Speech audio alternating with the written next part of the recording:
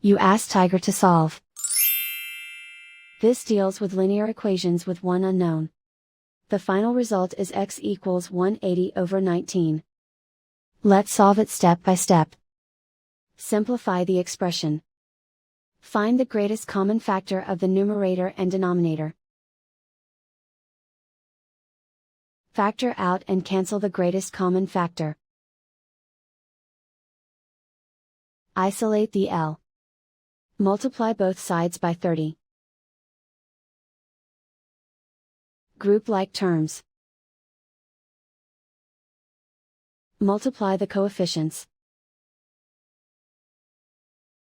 Simplify the fraction. Multiply the fractions.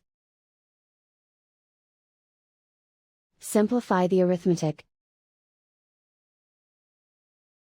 And so the final result is x equals 180 over 19.